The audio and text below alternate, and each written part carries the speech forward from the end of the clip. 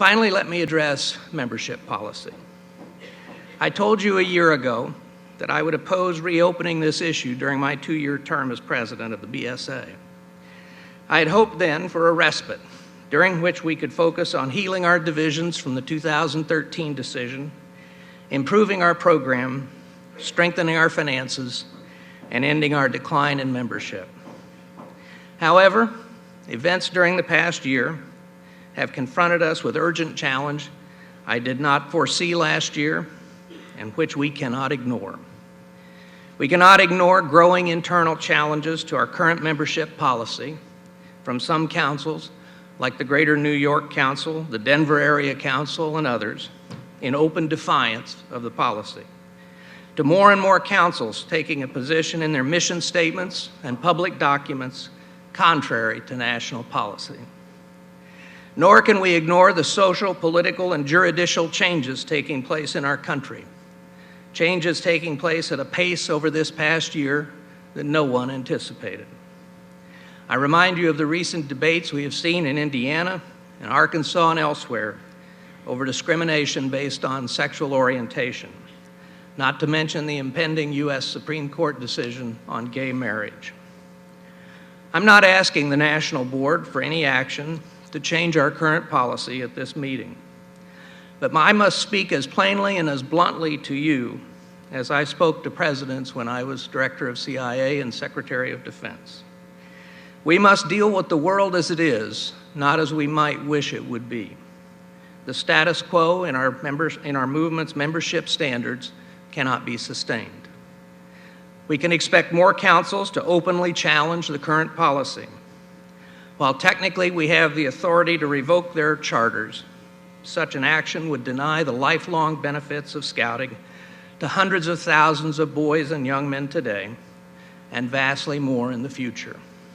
I will not take that path. Moreover, dozens of states, from New York to Utah, are passing laws that protect employment rights on the basis of sexual orientation.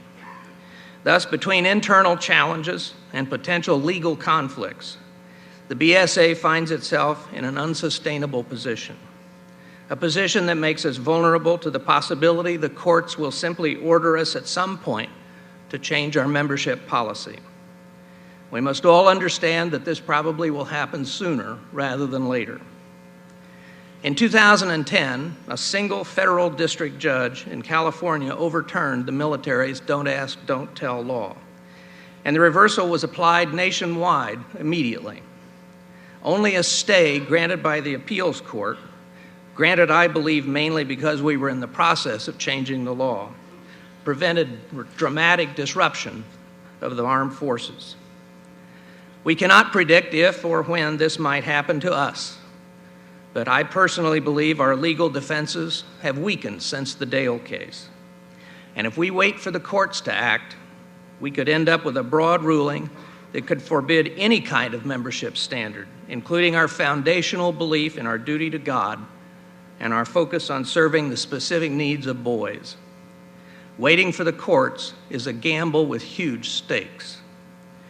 Alternatively, we can move at some future date, but sooner rather than later, to seize control of our own future, to set our own course, and change our policy in order to allow charter partners, unit-sponsoring organizations, to determine the standards for their scout leaders. Such an approach would allow all churches, which sponsor some 70% of our scout units, to establish leadership standards consistent with their faith. We must, at all costs, preserve the religious freedom of our church partners to do this. Our oath calls upon us to do our duty to God and to our country. The country is changing, and we are increasingly at odds with the legal landscape at both the state and federal levels. And as a movement, we find ourselves with a policy that more than a few of our church sponsors reject, thus placing scouting between a boy and his church. The challenges are before us now. The Executive Committee, the National Executive Board, and our legal counsel will work to determine our responses and our best strategy.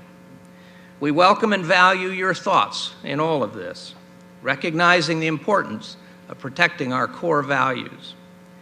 The one thing we cannot do is put our heads in the sand and pretend that this challenge will go away or abate. Quite the opposite is happening. I suspect my remarks on this subject unsettle some of you. Some of you might be angry that I raised this subject and with what I've said. But this movement shaped my life, and my only purpose, my only reason for assuming this leadership role is to preserve the Boy Scouts of America in recognition of all it has done for this country and all it can and must do in the future. Scouting is needed in America today more than ever. I assure you I have no hidden agenda. I want only to apprise you of the new reality that I see, that both internal and external events and pressures over the past year and looking to the future will require action at some point. For now, I ask that in the days and months ahead, everyone here reflect and pray on our path forward. We can act on our own, or we can be forced to act. But either way, I suspect we don't have a lot of time. For me, I support a policy that accepts and respects our different perspectives and beliefs, allows religious organizations based on their First Amendment protections of religious freedom to establish their own standards for adult leaders, and preserves the Boy Scouts of America now and forever. I truly fear that any other alternative will be the end of us as a national movement. Every day, in every community in America, Scouting is changing the lives of boys and young men, teaching them skills and leadership, helping them build character and integrity. Every day, in every community, Scouting makes those communities a better place to live. We have been doing this for 105 years. I'm confident we will do so for another 105, as long as we stand together, united in our singular mission to serve American youth. I'm honored to work with all of you to give our young people the wisdom, the direction, and the confidence to be the best they can be. Thank you.